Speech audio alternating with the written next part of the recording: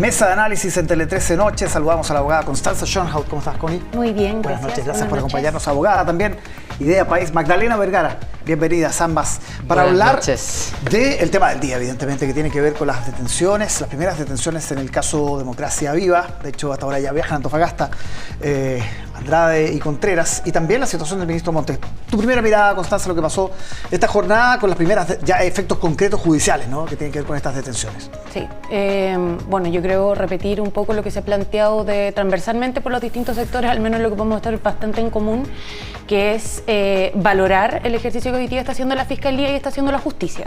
Creo que lo que le hace bien a las instituciones, y sobre todo ante casos de corrupción, que lo que hacen es socavar precisamente las instituciones e infiltrarse en un montón de lugares, es que las instituciones funcionen, que las investigaciones avancen, y creo que también la velocidad en que ha avanzado tiene que ver con la disposición que ha tenido por su parte el gobierno, que ha tenido los distintos actores que han ido a testificar como testigos, o sea, declarar como testigos, de poner toda la información a disposición para efectivamente dar con las responsabilidades penales que hoy día están dirigidas específicamente a Andrade y Contreras, y que creo que la detención y, entiendo, la mañana la formalización es una buena noticia para que esto siga avanzando. Magdalena.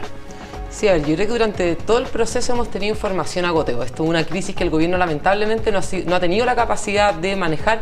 Yo aquí discrepo un poco quizás con Constanza respecto a que se haya entregado toda la información al respecto, y algo que estamos discutiendo hoy día, ¿no es cierto?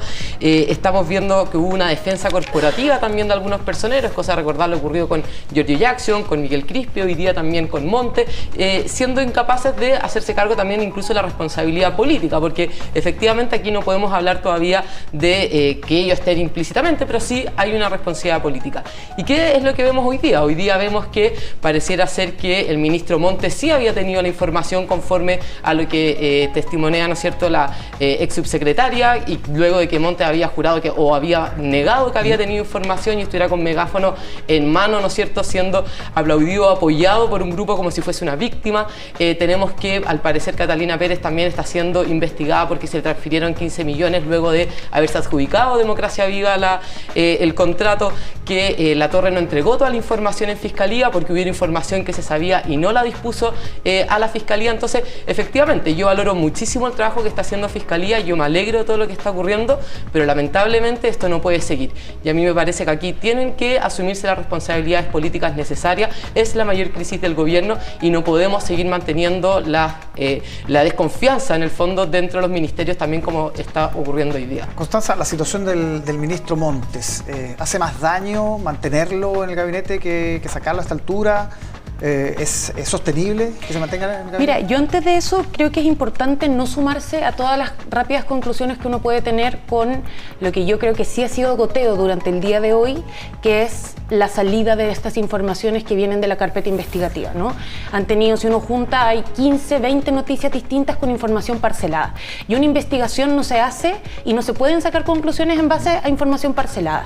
Yo no daría por hecho que todas las informaciones o las declaraciones son necesariamente contradictorias, ¿ya? Tampoco daría por hecho que todos los titulares que hoy día tienen los medios de comunicación son las conclusiones penales a las que va a llegar Fiscalía, porque hay que cruzar esos datos. Y yo sí creo que en este caso el gobierno actuó con celeridad y poniendo todos los antecedentes sobre la mesa. Y creo que el hecho de que hoy día efectivamente estén todas esas declaraciones, que efectivamente estén los antecedentes sobre la mesa, da cuenta de eso.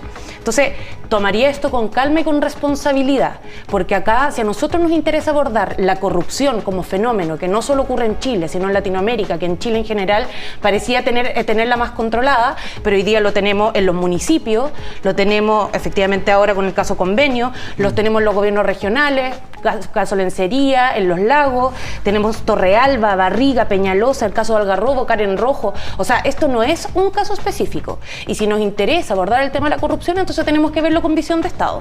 Y eso es entender que esto ocurre en todos lados, atender sus causas y sus conclusiones. Sí, y yo creo que ahí tiene que estar el foco ministro, puesto. por la declaración de la ex subsecretaria, que en el fondo pega en la base de credibilidad, digamos, del ministro, en el sentido que siempre ha dicho que nunca supo nada antes de que se hiciera público, timeline, ¿no?, en Antofagasta.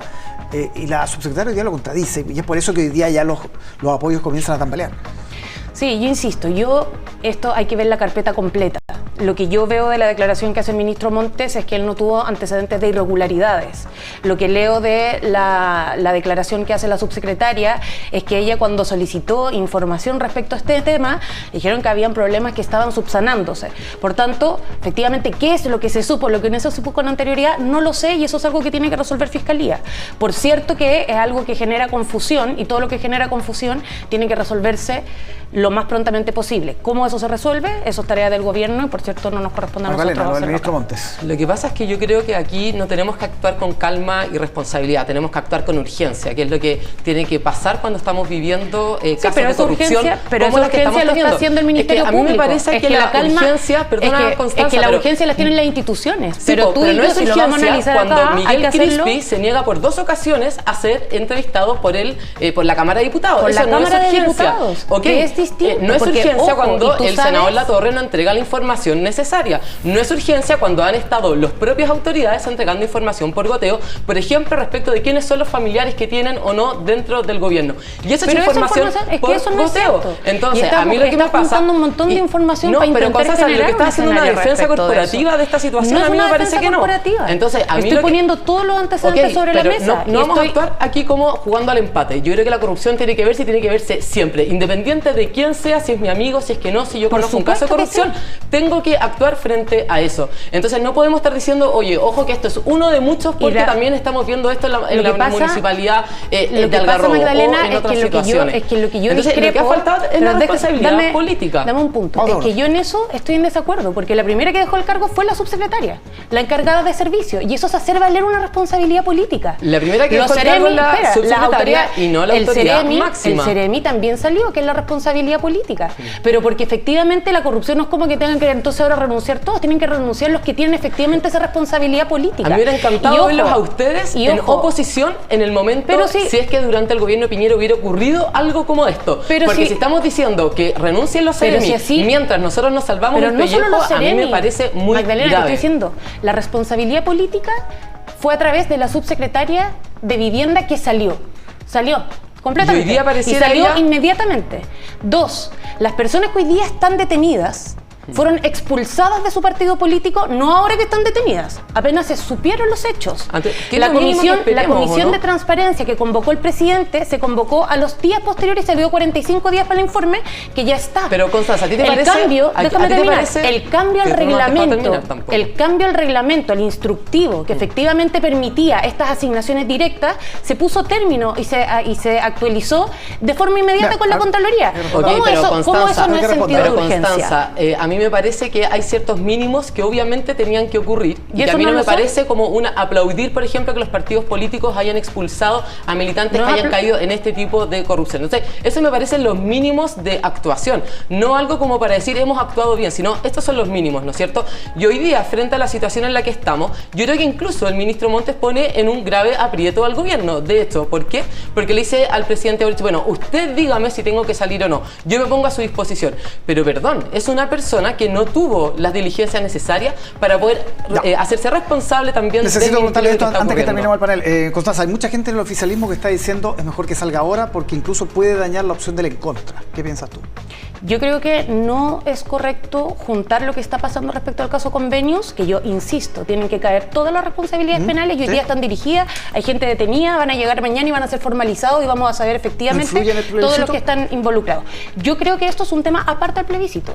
Lo que se plebiscita el día domingo no es Daniel Andrades, o si le creemos o no al ministro Montes. Lo que se plebiscita el domingo es un texto constitucional que, como se estuvo hablando antes, tiene serios problemas. Eso es lo que se plebiscita el domingo y creo que intentar juntarlo es confundir a la ciudadanía y no corresponde. Magdalena.